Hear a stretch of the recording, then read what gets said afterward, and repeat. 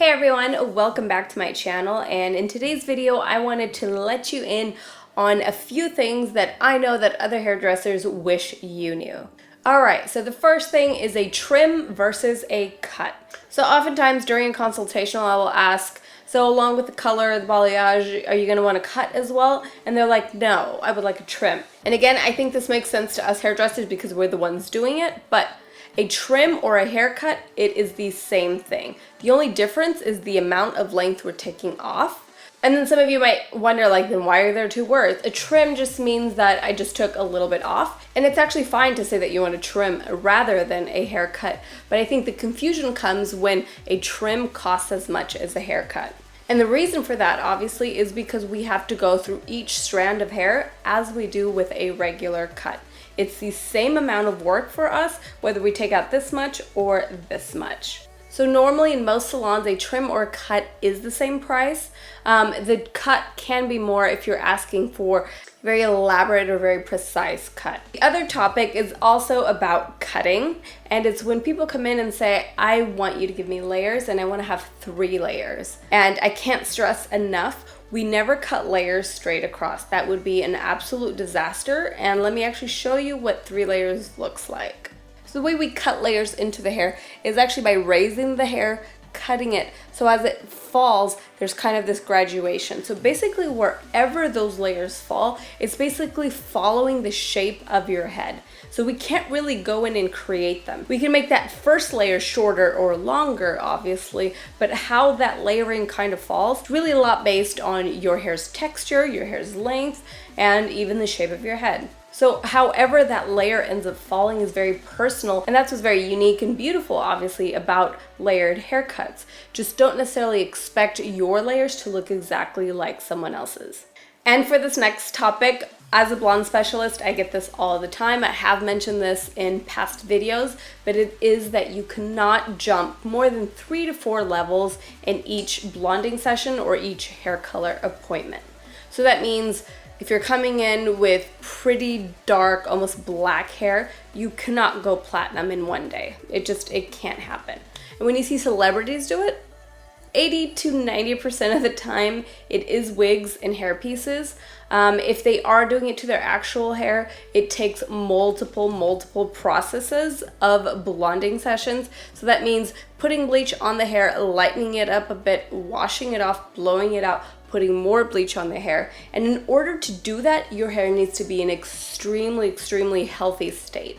And the reason why celebrities can do it is because they do have round-the-clock stylists that can really take care of their hair and can deal with the aftermath if there is any breakage. And for the next one, this one's actually pretty funny. There's been memes made about this, and this is in no way to make fun of the client. I myself, probably when I was younger, probably have done this myself, but it is when you sit in that chair and you're like, I want a complete change, I want to be a new woman, I have a new job, or I'm starting, school, and I just want to be completely different. And then we're like, cool, okay, so do you want to completely change your hair color? And they're like, no. So you're like, so do you want to have a new cut? Do you want to add bangs? And they're like, no, so I kind of just wanted to trim. And it's like, it's really impossible for us to give you a completely brand new look without, changing your color or cut much. And I get it. We all want that feeling. We all want that refreshed, I've tried something new and I absolutely love it. I feel like a new person. It's absolutely a great feeling, but I know that it can be scary. So, you can ask your stylist for an opinion or for suggestions on maybe baby steps you can do. But just know that if you do want a big change, you're obviously going to have to commit to a little bit more. Big topic also is, say you don't like your service, asking for a refund. How does that go? Most salons will not issue a refund unless they've actually damaged your hair. But if it's something like you don't like the color, you don't like the placement, it's not bright enough, you don't like the tone, any of that, always let your stylist know at least within 48 hours. We totally get it that, sometimes you feel like I need to see it in, outdoor lighting. I need to see it at home. I need to kind of live in it and see if I like it. And that's totally fine. It doesn't mean that you have to say something as soon as you got it done. But within 48 hours, if you don't like it, in 2 days. And if there's something you don't like, always let the stylist know and just say, hey, like, I wasn't happy with this. I was looking more for this. And if it's something that you talked about during consultation, where if the hairdresser was like, yes, I can get you that, that tone or that lightness, and they didn't, then of course ask to come back. Most likely hairdressers will be more than happy to have you come back and refresh your hair and do whatever it takes to get you to love your hair. Now, when clients say like, oh, well, it's not as blonde as I, had wanted, but the stylist has talked about that, no, actually, we're not going to be able to get you that light in one appointment, and say 48 hours you call us and say, hey, actually, I wanted my hair to be blonder. Unfortunately, that was discussed during the consultation. So in order to get to that blonde level that you desire, you're going to need another appointment. So that you would have to pay for, and that's not like considered a redo or a touch-up. Another topic that comes up, and normally this isn't a question, normally this is clients come in and they'll either feel uncomfortable or they're a little bit confused about this, and this is, how clean should your hair be when you come in for your hair appointment? So there isn't really like a right or wrong answer. Every hairdresser probably prefers something slightly different. What I recommend is coming in with your hair shampooed 1 or 2 days before.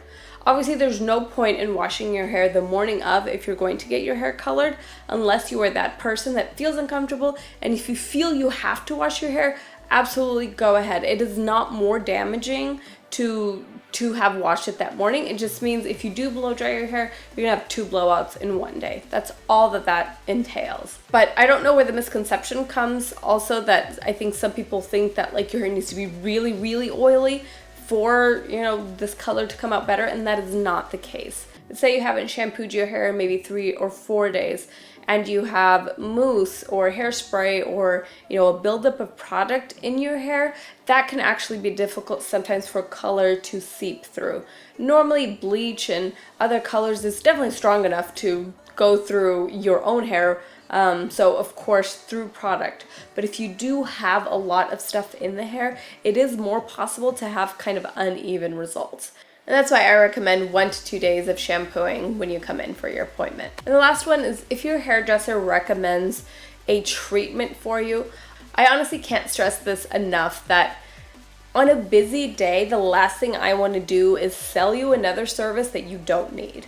I will most likely be pushed for time. I'm not going to give you this other treatment that you don't need, because obviously it's going to cut into our time. But normally if your hairdresser says, you know what, I have this treatment that I would really love to do on your hair, or this is going to add tremendous shine, or I would love to use this pH bonder on your hair because it's going to prevent any damage from the bleach, it's going to allow me to, bleach you lighter, or anything like that, do take it into consideration. Obviously this is for your benefit.